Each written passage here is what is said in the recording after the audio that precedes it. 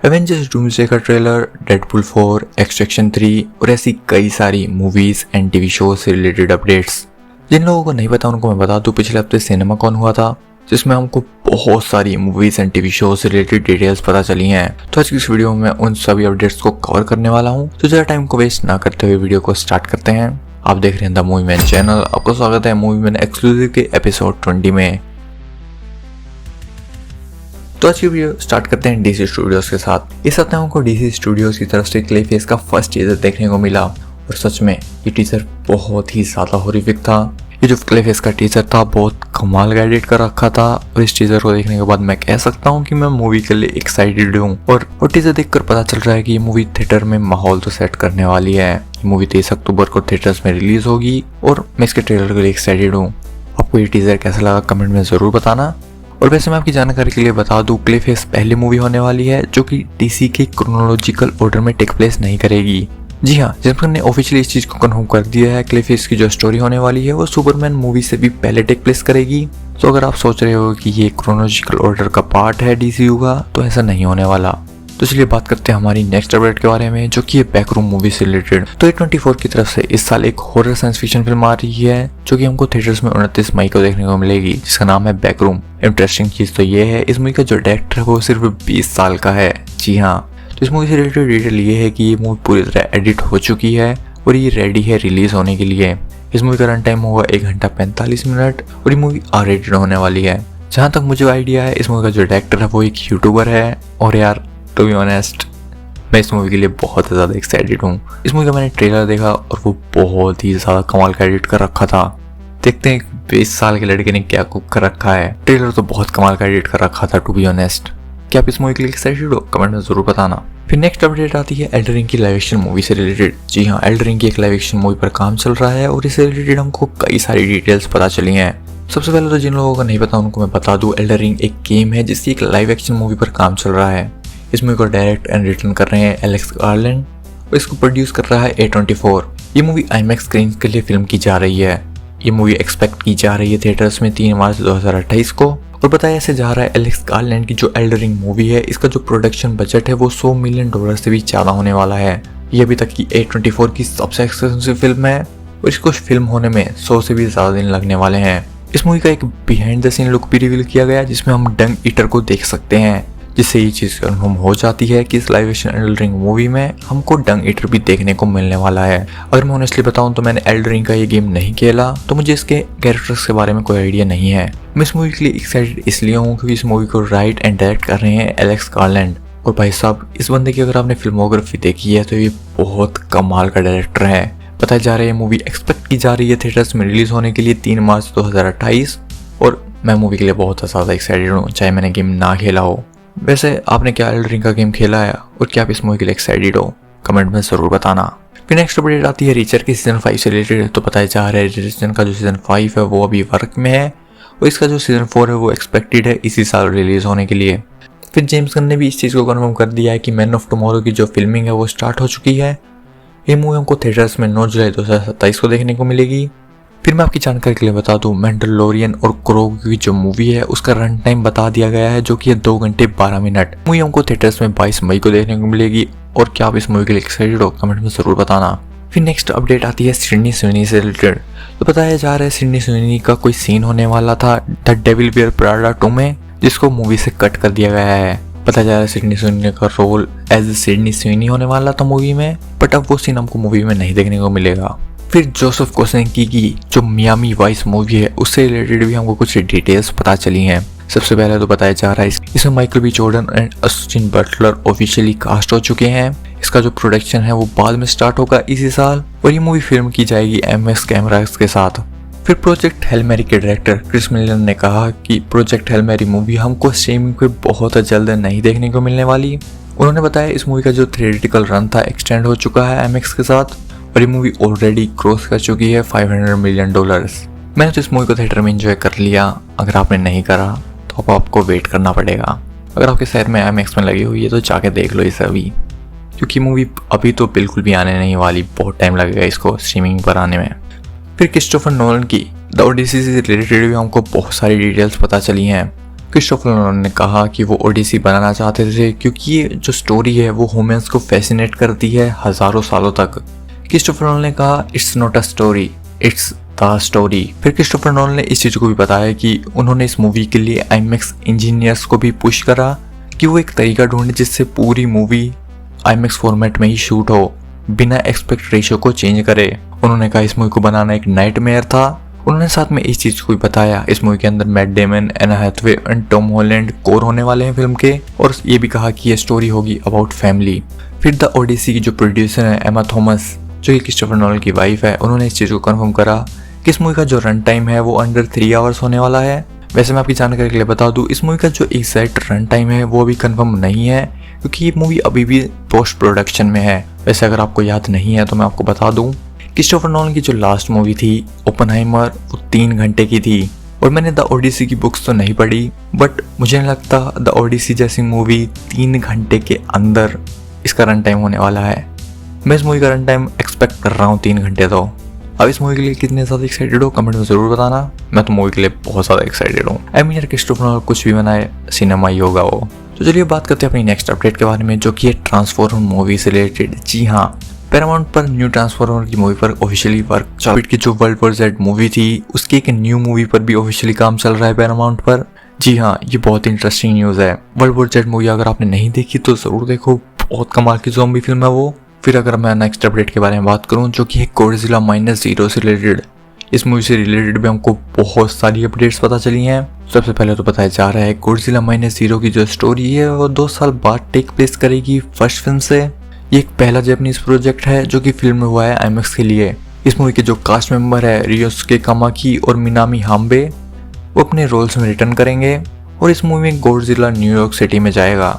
फिर इस मूवी के जो डायरेक्टर हैं तकाशी यामाकाजी, उन्होंने भी कुछ न्यू डिटेल्स शेयर करी हैं इस मूवी से रिलेटेड। उन्होंने बताया गॉडजिला -0 का जो रन टाइम है वो सेम होने वाला है गॉडजिला की जो फर्स्ट मूवी थी, पर इस मूवी का जो बजट है वो ज़्यादा है और बहुत ही कॉम्प्लेक्स VFX है।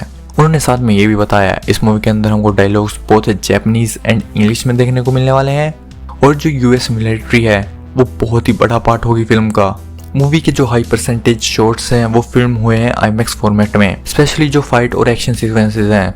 उन्होंने बताया एक सीक्वेंस तो इतना बेस्ट काइजू सीक्वेंस है जो उन्होंने अभी तक देखा है। उन्होंने कहा कि मैं इसके VFX के लिए तो एक्साइटेड नहीं हूँ, बट वो शॉट बहुत ही ज़्यादा क्रेजी होने वाला है ऑडियंस के लिए। मुझे तो गूज़बम्स आ गए थे।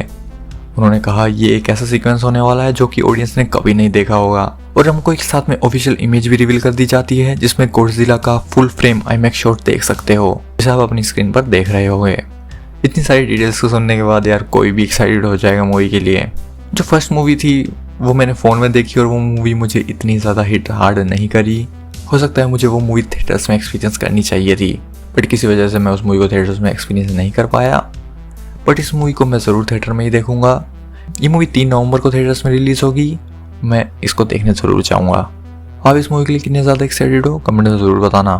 फिर वार्नर ब्रदर्स ने वेपन मूवी के डायरेक्टर जैक क्रेगर की नेक्स्ट फिल्म का टाइटल ऑफिशियली रिवील कर दिया है जो कि है द फ्लड। ये एक साइंस फिक्शन फिल्म होगी जो कि रिलीज होगी 11 अगस्त 2028 को। फिर हमको गेम ऑफ थ्रोन के यूनिवर्स से रिलेटेड भी कुछ ऑफिशियल न्यूज़ पता चली हैं, और वो ये कि एगन क्वेस्ट की जो फिल्म है वो ऑफिशियली वर्क में है वार्नर ब्रदर्स में। ये मूवीज बताया जा रहा है थिएटर्स में रिलीज होंगी, और जहाँ तक मुझे पता है एगन क्वेस्ट की 3 मूवी मतलब कि ट्रिलॉजी पर काम चल रहा है। एगन क्वेस्ट की 3 मूवीज आएंगी। जी हाँ, ट्रिलॉजी होने वाली है ये। फिर जो नेक्स्ट अपडेट आती है टॉम क्रूज की डिगर मूवी से रिलेटेड, तो इससे रिलेटेड भी हमको कुछ डिटेल्स पता चली हैं। तो बताया जा रहा है टॉम क्रूज की जो डिगर मूवी है इसके अंदर वो एक CEO का रोल प्ले करने वाले हैं। तो बताया जा रहा है टॉम क्रूज का जो डिगर मूवी के अंदर कैरेक्टर होगा वो फैट होगा, व्हाइट हेयर होंगे जिसके, एक रिसीडिंग हेयर लाइन होगी और एक थिक साउदर्न एक्सेंट होने वाली है। टॉम क्रूज ने बताया इस मूवी पर 7 साल से काम चल रहा है और मैं वेट नहीं कर सकता तुमको ये मूवी दिखाने के लिए। बताया जा रहा है टॉम क्रूज का इस मूवी के अंदर जो कैरेक्टर है वो बहुत ही ज़्यादा सिमिलर होगा जो कि हमने ट्रॉपिक थंडर में देखा था। अब टॉम क्रूज की इस डिगर मूवी के लिए कितने ज़्यादा एक्साइटेड हो कमेंट में ज़रूर बताना। मैं मूवी के लिए एक्साइटेड हूँ टू बी ऑनेस्ट। इस मूवी का डायरेक्टर भी कमाल का है। इस मूवी का जो डायरेक्टर है उसका नाम भी भाई बहुत हार्ड है प्रोनाउंस करना, एलेक्सेंड्रियो गेरेटो। आई मीन प्रोनाउंस भी नहीं कर सकता मैं। अगर आप इस डायरेक्टर की द रिवेलेंट मूवी अगर देखोगे तो वो बहुत ही ज़्यादा खूबसूरत है। लाइक लियोनार्डो डी कैप्रियो के साथ कोलैबोरेशन किया था इस डायरेक्टर ने। हाईली रेकमेंड करता हूँ मैं वो मूवी। फिर द लॉर्ड ऑफ रिंग की new movie the Lord of Ring the Hunt for Gollum cast officially confirm कर दी गई है। Lord of the Ring the Hunt for Gollum की ऑफिशियल कास्ट जो हमको मूवी में देखने को मिलने वाली है वो ये है: Andy Serkis as Gollum, Ian McKellen as Gandalf, Elijah Wood as Frodo Baggins, Kate Wilson as Marigold, Jamie Dornan as Strider, Leo Wood as Harvard और आखिरी में ली पेस एज थ्रेंडविल। यार ओरिजिनल कास्ट में हम रिटर्न कर रहे हैं। मैं मूवी के लिए एक्साइटेड हूँ। आप इस लॉर्ड ऑफ द रिंग की जो हंट फॉर गोलम मूवी है इसके लिए कितने ज़्यादा एक्साइटेड हो कमेंट में ज़रूर बताना। फिर वार्नर ब्रदर्स ने भी अपना थिएट्रिकल पैनल रिवील करा। उन्होंने बताया 2026 में वो 14 फिल्म्स को रिलीज़ करेंगे, फिर 2027 में 18 फिल्म्स को। मैं आपकी जान के लिए बता दूं 2025 में इन्होंने 11 फिल्म्स को रिलीज़ करा था। फिर वार्नर ब्रदर्स ने कुछ रिलीज डेट भी कन्फर्म कर दी है मल्टीपल फिल्म्स की। सबसे पहले उन्होंने the revenge of La llorona movie को कन्फर्म कर दिया है। ये मूवी हमको 9 अप्रैल 2027 में देखने को मिलेगी। फिर ओशियंस की एक प्रीक्वल मूवी को भी कन्फर्म कर दिया है। ये मूवी हमको 25 जून 2027 में देखने को मिलेगी। फिर एविल डेड ब्रेथ मूवी जो कि हमको 7 अप्रैल 2028 को देखने को मिलेगी। एविल डेड बर्न तो इसी साल रिलीज होने वाली है। फिर फाइनल डेस्टिनेशन 7 को भी कंफर्म कर दिया है। ये मूवी हमको 12 मई 2028 को देखने को मिलेगी। फिर द फ्लड मूवी जो कि हमको 11 अगस्त 2028 में देखने को मिलेगी। फिर जो नेक्स्ट फिल्म आती है उसका नाम है ग्लेडी। ये मूवी हमको 8 सितंबर 2028 में देखने को मिलेगी। फिर आती है लिस्ट में लास्ट मूवी जिसका नाम है न्यू बाज लोहरमान फिल्म। ये मूवी हमको 22 नवंबर 2028 को देखने को मिलेगी। फिर चलिए अब बात करते हैं अपनी नेक्स्ट अपडेट के बारे में जो कि है लॉन्ग लेग्स मूवी से रिलेटेड। तो बताया जा रहा है लॉन्ग लेग्स की जो न्यू मूवी है उस पर काम करा जा रहा है। निकोलस केज अपने रोल में रिटर्न करने वाले हैं और इस चीज को ऑफिशियली बता दिया गया है कि ये जो मूवी है ये सीक्वल नहीं होने वाली बल्कि ये लॉन्ग लेग्स के यूनिवर्स में टेक प्लेस करेगी। फिर जो नेक्स्ट अपडेट आती है वो है the Legend of Zelda live action film से रिलेटेड। इस मूवी की जो फिल्म है वो खत्म हो चुकी है। ये मूवी हमको 7 मई 2027 को देखने को मिलेगी। फिर बताया जा रहा है ब्लड बोन जो कि एक एनिमेटेड फिल्म है, सोनी उस पर काम कर रहा है। ये एक R-rated फिल्म होगी और इस मूवी को प्रोड्यूस कर रहे हैं जैक स्पेट्सी। फिर जैक क्रेगर ने रेजिडेंट एविल की मूवी से रिलेटेड भी हमको कुछ डिटेल्स बताई। जिन लोगों को नहीं पता उनको मैं बता दूं, जैक क्रेगर रेजिडेंट एविल की एक मूवी पर काम कर रहे हैं। उन्हें बताया कि उनका गोल होगा कि ये मूवी गेम की स्पिरिट के साथ ट्रू हो। उन्हें बताया ये जो रेजिडेंट एविल की मूवी पर वो काम कर रहे हैं इसके अंदर जो हमको स्टोरी देखने को मिलेगी वो फॉलो करेगी एक कैरेक्टर को from point A two point B। अगर आपने रेजिडेंट एविल का गेम खेला है तो क्या आप इस मूवी के लिए एक्साइटेड हो कमेंट में जरूर बताना। फिर हमको पहला trailer Insidious out of the further का भी देखने को मिल गया है। ये मूवी हमको इस साल 21 अगस्त को देखने को मिलने वाली है। और अगर हम ट्रेलर की बात कर ही रहे हैं तो the hunger game sunrise on the reaping का भी हमको ट्रेलर देखने को मिल गया जो मूवी इसी साल 20 नवंबर को थिएटर्स में रिलीज होने वाली है। फिर आती है नेक्स्ट अपडेट जो कि है एक्सट्रैक्शन 3 से रिलेटेड। जी हाँ, इस चीज को ऑफिशियली कंफर्म कर दिया गया है कि नेटफ्लिक्स एक्सट्रैक्शन 3 पर काम कर रहा है। बताया जा रहा है इसकी जो फिल्मिंग है इसी साल समर में स्टार्ट होने वाली है। Chris Hemsworth, Idris Elba and Golshifteh Farahani return करेंगे अपने रोल में और इस मूवी को डायरेक्ट करने के लिए सैम हारग्रेव रिटर्न करेंगे। इसका प्रोडक्शन समर में स्टार्ट हो जाएगा। फिर जो कागुरुबाची जो मांगा है उसकी एक एनिमे एडेप्टेशन पर काम चल रहा है, ऐसी रिपोर्ट्स आ रही हैं। तो चलिए अब बात करते हैं कुछ मार्वल के अपडेट्स के बारे में। तो सबसे पहले अपडेट आती है एक्समैन की न्यू अपकमिंग रिबूट फिल्म से रिलेटेड। तो ऐसे बताया जा रहा है एक्समैन की जो अपकमिंग रिबूट फिल्म है उसके अंदर वुल्वरीन का कोई पार्ट नहीं होने वाला। जी हाँ, वुल्वरीन का कोई रोल नहीं होगा एक्समैन की जो अपकमिंग रिबूट फिल्म है। फिर नेक्स्ट अपडेट आती है एवेंजर्स डूम्सडे के ट्रेलर से रिलेटेड। तो बताया जा रहा है एवेंजर्स डूम्सडे का ट्रेलर सिनेमाकॉन में दिखाया गया और उससे डिटेल हमको पता चली है कि शैंग-ची गैम्बिट से फाइट करता है, थोर और स्टीव रोजर्स रीयूनाइट करते हैं, मिस्टिक ट्रांसफॉर्म कर जाती है येलेना में और थोर फाइट करता है डॉक्टर डूम से जो कि स्टॉप कर देता है स्टॉर्म बेकर को एक हाथ से। डॉक्टर डूम की एक एक्सेंट है और फैंटास्टिक फोर मीट करते हैं थोर एंड द न्यू एवेंजर्स। बाकी जानकारी के लिए बता दूं एवेंजर एंड गेम इस साल थिएटर में रिलीज होगी सितंबर में और बताया जा रहा है उस मूवी के अंदर हमको कुछ न्यू फुटेजेस दिखाई जाएंगी। इस चीज को ऑफिशियली एवेंजर इन्फिनिटी वॉर और एवेंजर्स एंड गेम मूवी के डायरेक्टर जो रूसो ने कंफर्म करा है। उन्होंने बताया कि एक अपॉर्चुनिटी है एक ब्रिज क्रिएट करने के लिए एंड गेम से डूम्सडे तक एक यूनिक वे में। फिर केविन फेगी ने भी कहा एवेंजर्स डूम्सडे पिकअप करेगी right after Endgame left off. Kevin Feige ने इस चीज को भी बताया कि हम वापिस जाएंगे बिल्कुल स्टार्टिंग में जहां पर ये एक्समैन के साथ स्टार्ट हुआ था। मैं आपकी जानकारी के लिए ये भी बता दूं एवेंजर्स सीक्रेट वॉर अभी प्री प्रोडक्शन में है और एवेंजर्स डूम्सडे अभी पोस्ट प्रोडक्शन में। और एवेंजर्स डूम्सडे के ट्रेलर बताया जा रहा है बहुत ही जल्द हमको देखने को मिलने वाला है। तो आप रेडी रहो, कभी भी ट्रेलर ड्रॉप हो सकता है। मुझे पता है कि एक हफ्ते से न्यूज़ आ रही हैं trailer release date but is is wrong. Rumours आने लगी हैं कि इसका ट्रेलर हमको बहुत ही जल्द देखने को मिलने वाला है। और इस सिनेमाकॉन में एक इंटरेस्टिंग चीज भी हुई और वही कि डिज्नी ने अपना खुद का एक थिएटर अनाउंस कर दिया जिसका नाम है इन्फिनिटी विजन। उन्होंने बताया वो इस थिएटर को लॉन्च करेंगे एवेंजर्स एंड गेम की रिलीज के साथ और फिर उसमें एवेंजर्स डूम्सडे भी दिखाई जाएगी। उनको ये करने का रीजन इसलिए था क्योंकि ड्यून 3 ने IMAX की सभी स्क्रीन्स ले ली हैं और अब जैसा कि ये कॉन्ट्रैक्ट हो चुका है कि ड्यून को ही IMAX की स्क्रीन्स मिलेंगी, तो डिज्नी ने अपना खुद का थिएटर निकाल दिया एवेंजर्स डूम्सडे के लिए। मैं आपकी जानकारी के लिए बता दूं, ये जो इन्फिनिटी विजन थिएटर है ये कुछ यूनिक थिएटर नहीं है, मतलब इसमें कोई लार्ज इमेज IMAX जितनी नहीं होने वाली। उन्होंने बताया कि ये थिएटर बहुत ही प्रीमियम होगा, अच्छी साउंड क्वालिटी और क्लियर प्रोजेक्शन। यार ये कुछ भी डिफरेंट नहीं है एक नॉर्मल थिएटर से। अगर आप कुछ IMAX लेवल का कुछ करते तो बात बनती। मुझे तो ये कुछ इंटरेस्टिंग नहीं लगा to be honest infinity vision.